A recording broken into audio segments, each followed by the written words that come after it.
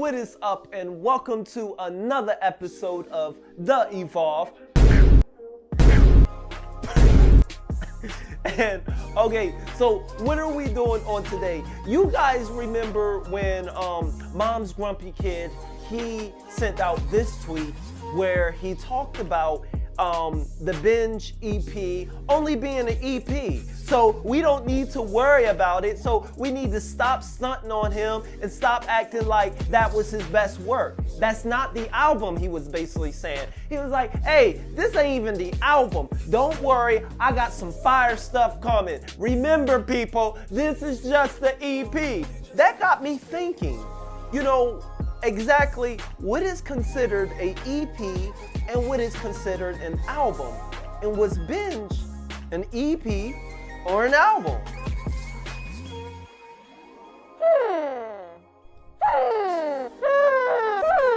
Sick of you being rich, let's talk about it. So in today's video, I just want to talk about what is a EP and what is a album.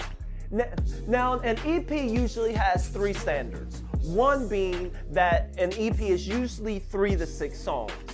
Most EPs in the past, they were used as promotional items, or they were used as little CDs and just little snippets just to spark a interest, just to build a fan base. And most people use EPs to get email addresses and phone numbers from their fans.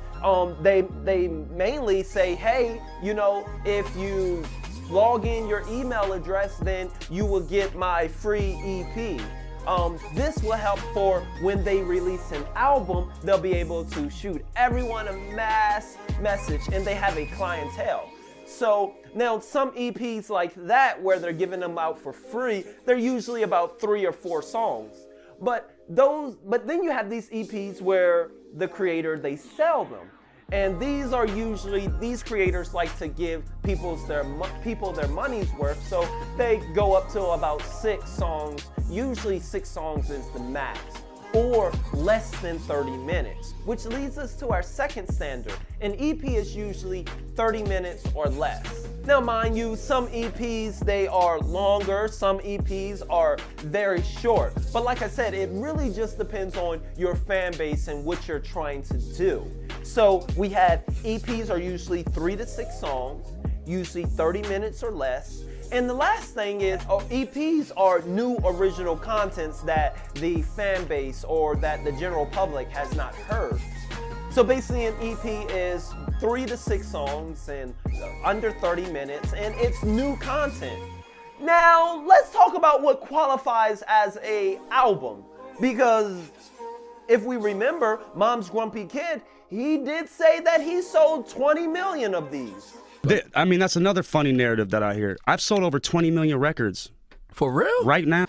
I mean, that's just a weird thing to say, because, I mean, according to Wikipedia, Eminem, he sold so far about 100 million albums. So, MGK is saying that he sold 25% of Eminem's total that he sold in a lifetime. And we're talking about Eminem, who has had 9 consecutive #1 Billboard chart hitting albums and records. And MGK have not even had one, and still somehow he has sold 25% of Eminem's lifetime and out 20 million. Something's gotta be weird. No. Listen to what he said. He said he sold records, so he just sold the tracks, not the whole album. He sold 20 million tracks, man. Oh, okay, play that back. Let me hear what he said. I mean, that's another funny narrative that I hear. I've sold over 20 million records. For real? Okay, right now. All right, you got a point. Because records are the actual hard copy and what the songs are on. It's that CD. It's not defined by the songs, the amount of songs or length, but the record is actually what the music is on, whether it's digital or, like I said, the CD. So he's saying that he sold 20 million tracks. Well, Eminem sold 42 million tracks. So now you're telling me that MGK has sold half the amount of tracks that Eminem has? Alright, I digress. Let's finish this up and let me talk about just what an album is. An album, just like an EP, it has 3 standards. 1, an album is usually 7 to 15 songs. It can be more.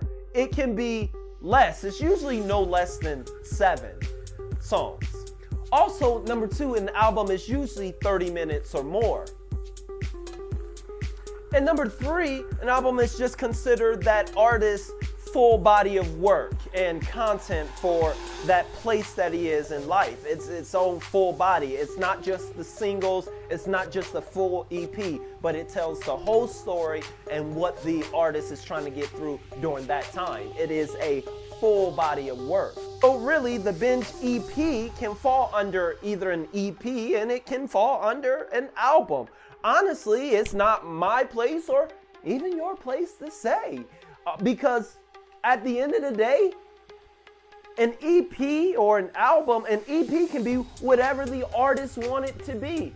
It can be 7 songs or 10 songs or 5 songs or 3 songs. It's really based on what you as an artist want to get through to your fans.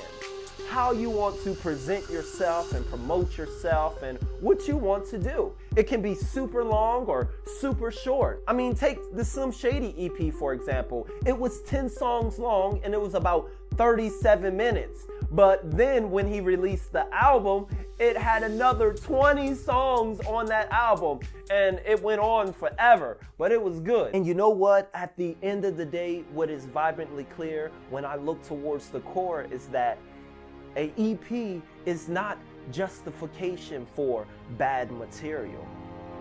Your EP should match your album. It should match your skill. It is the promotion. It is the commercial of you. It is the marketing. It is to get your fans engaged and ready for something big and exciting. If your EP is not doing that, then really it's just seen as a failed mixtape, lollipop gabble, click my glass slippers together and hope to go somewhere with this. Your EP is a representation of your future work. But then again, that's just my opinion there, guys. And like I said, I thank you guys for watching. I will see you guys in the next video. As always, KIP, keep it positive. It's gonna be all right. I'll see you guys.